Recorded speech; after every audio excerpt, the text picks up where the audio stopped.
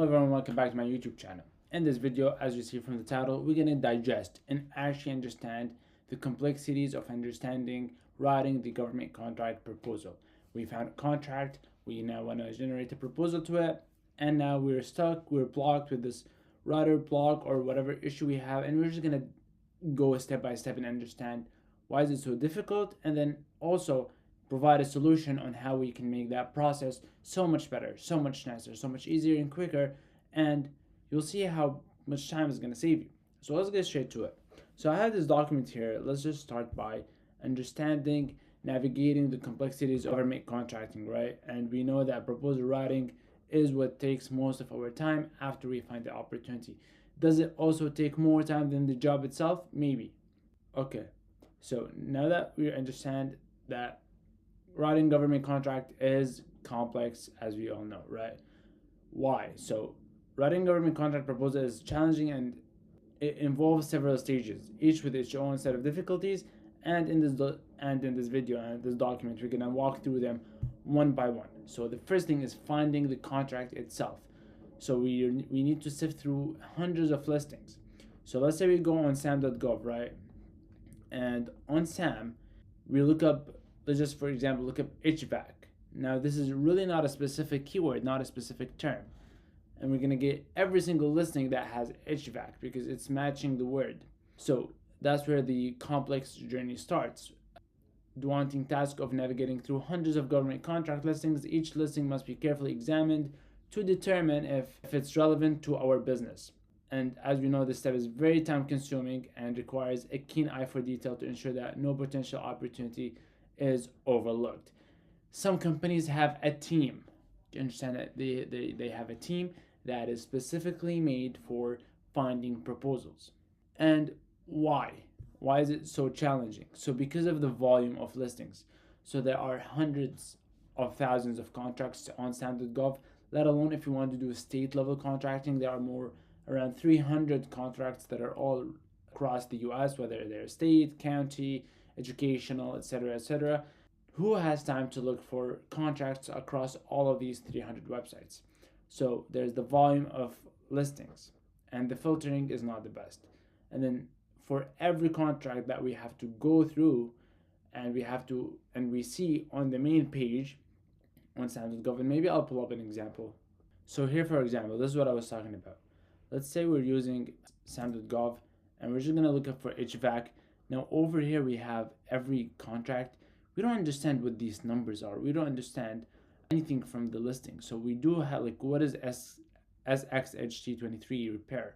So we're gonna have to click on this. Maybe it's something I actually don't know, but it's most of the time just numbers that we don't really understand. So we have to go through the description that is very long. Then we have to download these attachments, open these attachments up, and then understand a little bit of this contract. So, which is the relevance assessment step. Another challenge in our journey with government contracting. So we have these two challenges that are already taking so much of our time. Searching and then seeing the relevance of their assessment in comparison to our business. Now, the second step that is also a challenge with finding the right government contract is analyzing attachments and requirements. As we see here, so many of these attachments are so long. Like, let's download them. So I just downloaded all these attachments over here except the Excel files and the text files, and I just opened all the PDFs. So this one is 7 pages and this one is 10 pages, and this looks like wage determination. So long one. And then this one is 44, and this seems like it's the actual solicitation document because of how long it is. Yeah, there's a lot here. And this is one document that I'm supposed to know if I'm gonna bid on it or not with some short amount of time. And what is this attachment? This looks like it's the waste form, and this looks like, I don't know. And this one is 343, and it's the technical specifications. Oh my god, like, I get it could be an important contract, but I don't even know if I want to bid on this or not yet. This one is a 26 pager, 4 pages, and this one is 2 pages. Now you see, we're back to the same problem, analyzing these attachments and requirements. I thought that this contract is suitable for us, and then after going through all these attachments, I'm still not sure if it's suitable for us or no. So the next step involves thoroughly reviewing all associated attachments and requirements. This includes understanding the scope of the work, compliance metrics, and the evaluation criteria. And these are the main things we want to know before we bid on a contract, right? And that's how we can get an idea. This is something that my HVAC company supposedly can bid on or no, or if it's too big, if it's too small, etc., etc. So, as we saw with the challenges, complex documentation. Attachments often contain technical jargon and complex legal terms. You're telling me that attachment somewhere with the 300 page is all something I should know right off the bat? Probably not. And then the required matching, ensuring that your business can meet all specified requirements. I still don't know if my business complies with this contract or not. So let's do more work. And again, the walking you through these examples is just a little bit of exaggeration of how difficult the process of doing contracting, from finding, skimming, and writing the proposal.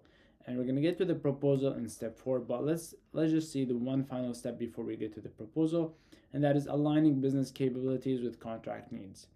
This is where I'm gonna make a decision if everything that we saw before in step 1 and 2 is okay with us to start bidding on, right? So we have this step before we go on to the crafting the proposal. Now, after understanding the contract requirements, the next step is to assess how your business can fulfill these needs. This involves a detailed analysis of your business strengths, weaknesses, and resources. So, what is the challenge with this step?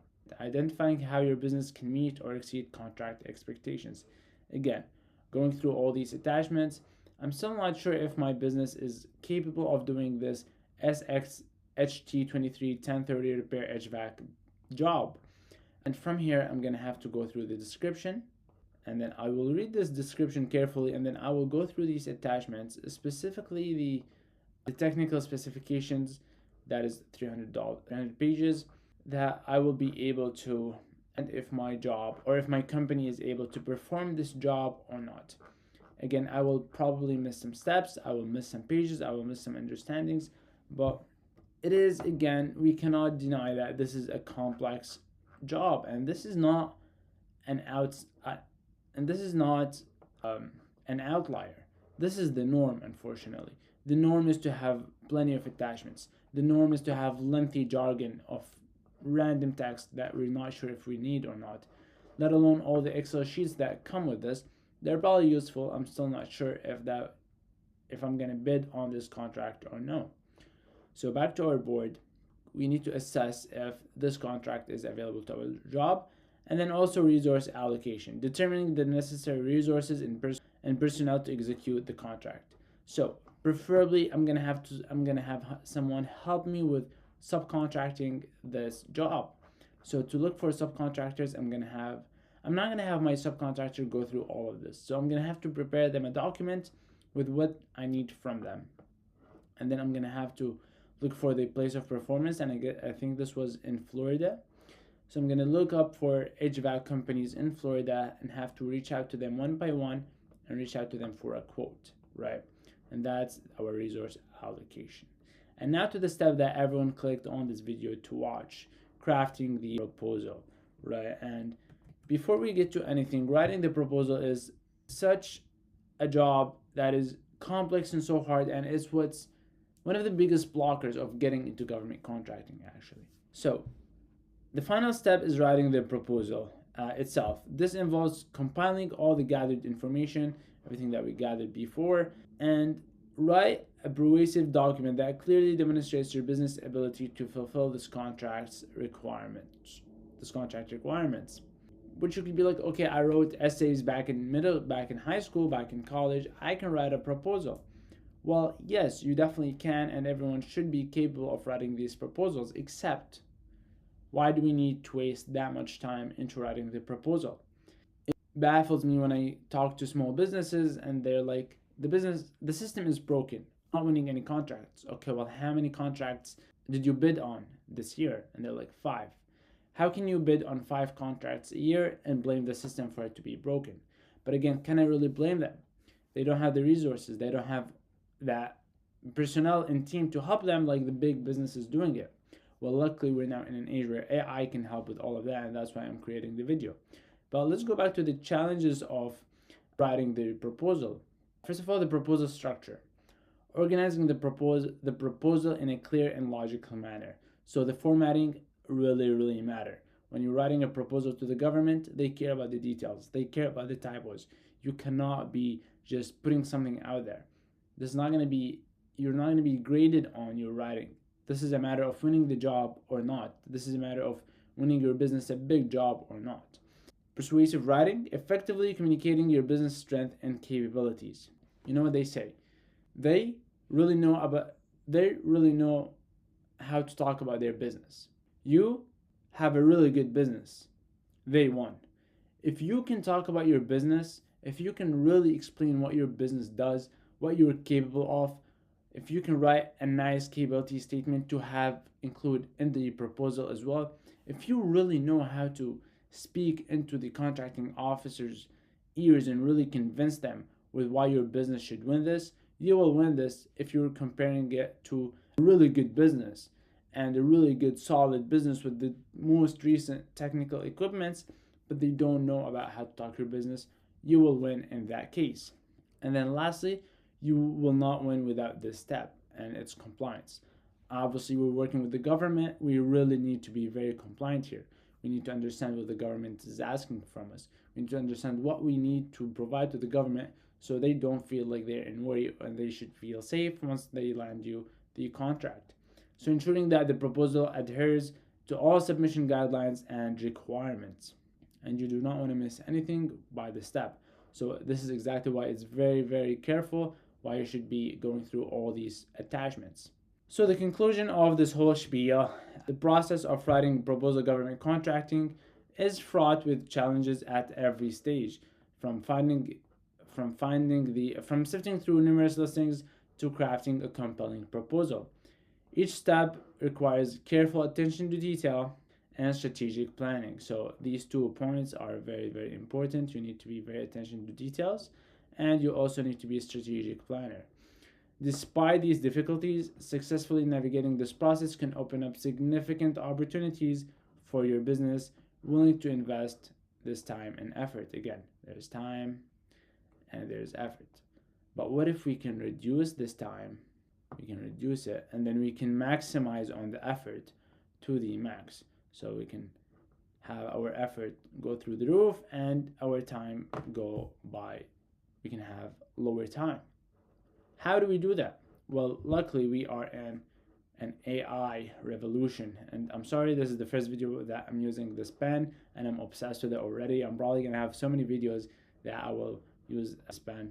So nice. Let's not get over topic here. I wish we can write our proposals with this pen, but anyways, here's how you can use AI to your advantage in 2025 using some of the tools that you can use. Now, yes, you can use ChatGPT, but again, our goal here is to minimize the time, maximize the effort. Minimize the input as much as possible, maximize the output. With ChatGPT, we're going back to the same circle of having copy paste, upload documents, skim through this, and ChatGPT is also going to have some hard time going through these 300 pages of attachments. So I brought you this tool today that is called SamSearch, and this is what SamSearch does. Once we log in, we will be setting up our profile, which is our business profile. So we're going to put our information here, which is HVAC Professionals LLC, which is like my fake company that we operate in Oregon. And then once we continue, we have to agree to the terms of conditions. And then from here, we're also going to have to generate our company profile description and the NAICS codes that are applicable to our company profile. In my case, you can write it on your own, but since I have a website, I can just put it and then I can generate it, and it's gonna write me this spiel. Let's go back to minimizing time, maximizing effort, and we're gonna save and continue. And this step will be where I will be uploading my documents. So I uploaded my capability statement, my past performance statement, and my white paper. Now I'm uploading these in the platform. Once and done, I don't have to redo this again every time I'm generating a proposal. I can include more attachments. If I don't have my past performance, for example, I can include my certifications and my licenses, my compliance documents. I can also include my case studies. If I have any organizational knowledge, or if I also just have a resume, I can upload all of these. And the last step would be, how did you hear about us? Hopefully from watching this video. And now we're logged in. The first thing that we'll do is I'm gonna run and find the dark mode. And now we're gonna search for a contract. So we struggled with finding a contract in the first step, right? Our first step was very challenging, where we found thousands of HVAC listing with no idea about what these are. Let's look for HVAC on SAM search. So we looked for HVAC. The search, first of all, is an AI powered search. So it doesn't just understand what the keyword is, it comprehends the full sentence. So if I do, for example, cooling systems, it will recommend me HVAC as well as cooling systems contracts, because it understands.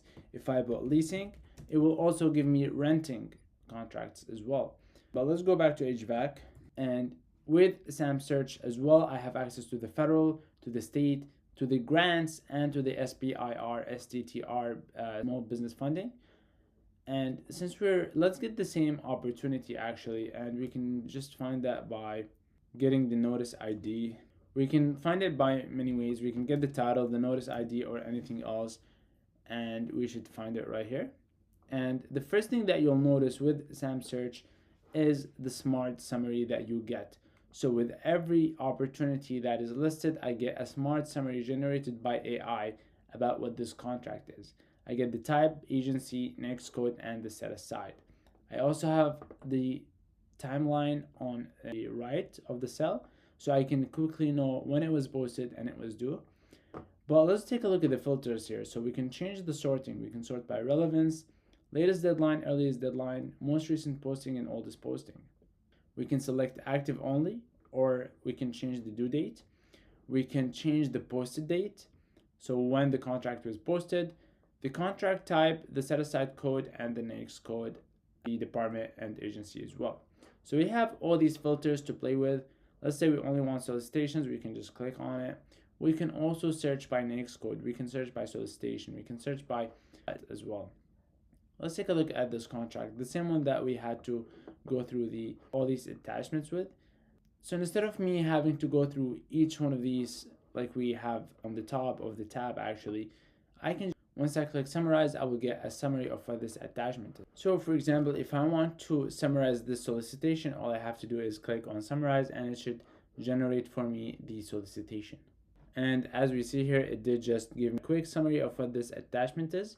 So I got a quick summary of the attachment instead of having to go through the entire document. And if I want to know more about this opportunity, I can also have a quicker access to all the attachments, all the information, and that's by Ask SAM Search AI. From here, one of the things that we wanted to understand from every listing is scope of the work, compliance requirements, and evaluation criteria. And that's exactly what we're gonna do. We're gonna ask it for, give me scope of the work. And now it's giving me the scope of the work. After this, I will ask it to give me the evaluation criteria and the compliance requirements as well. But if you notice here, it's also telling me from which document it brought the information. So I can also, we see here that I brought it from the technical specifications. So if we ask it to, actually let's ask it to make us a table of the compliance requirements. I misspelled requirements, but that doesn't matter because it's AI, which again, it kind of helps me with minimizing my time, maximizing my effort. As you see here, it's making me a table with the compliance documentations. So I have my compliance requirements, the description, and the reference. This is so nice, and it's saving me so much time to understand more about this opportunity. I can also copy this and paste it. And then lastly, I can also ask it to give me the evaluation criteria, but I won't bother. I think you get the idea. Now let's get to the complex part of generating the proposal. Actually, one step before that, we also have access to insights here. We can see similar active opportunities. We see top contractors in the industry. So these are the top contractors in the industry.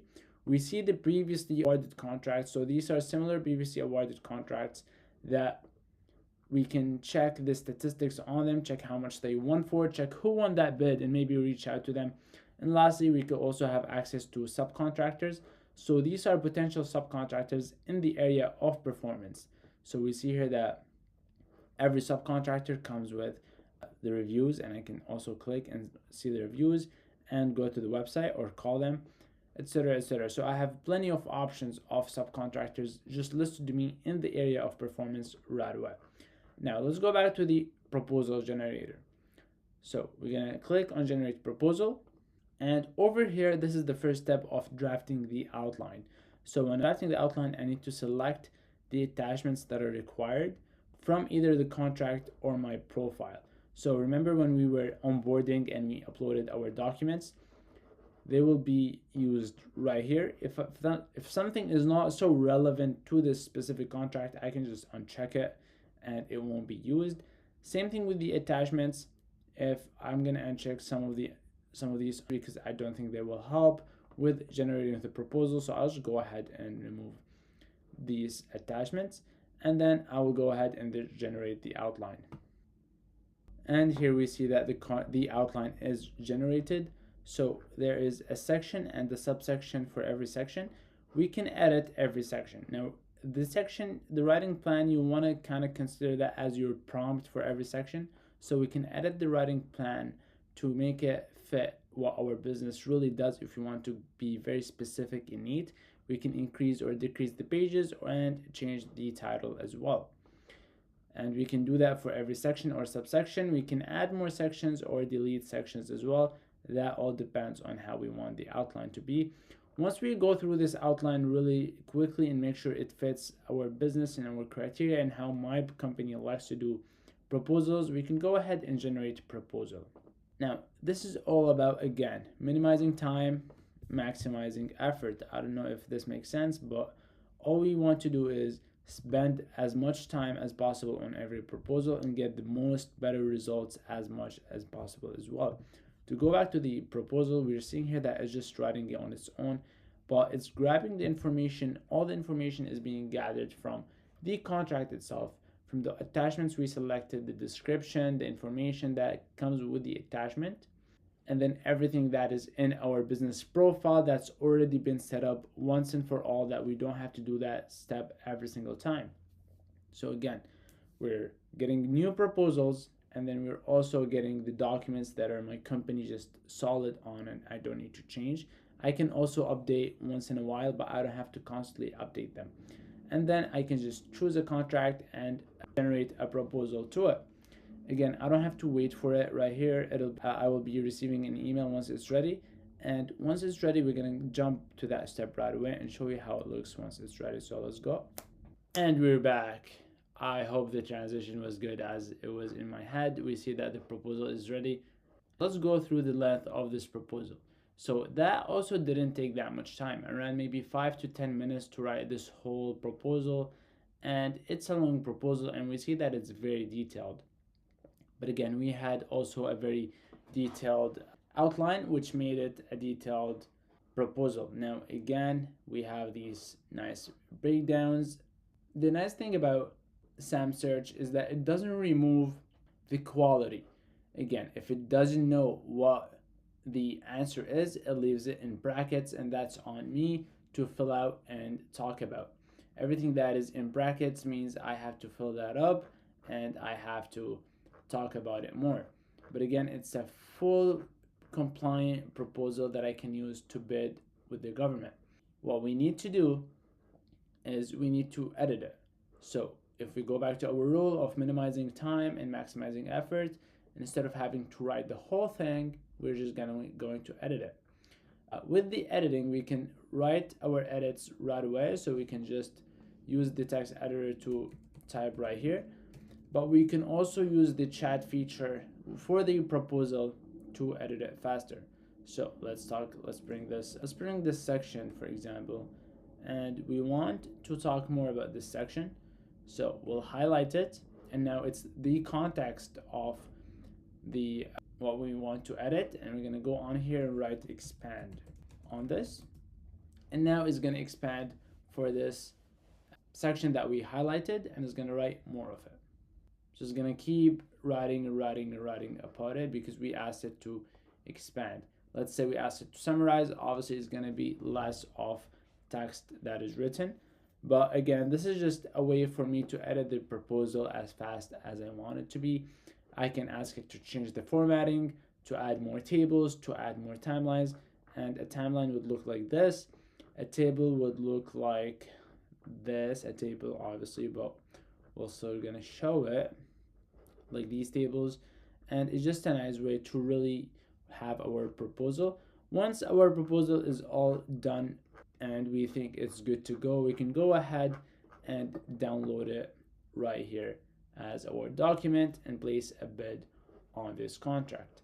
To go back to our document, we see here from the results that reviewing listing, finding a suitable contract, reviewing the attachments, we made sure our business matched with this contract. If it wasn't, then we can adjust the business strategy, or we can go back to our loop, which doesn't take us so much time in comparison to our long method using SAM-search, using SAM.gov.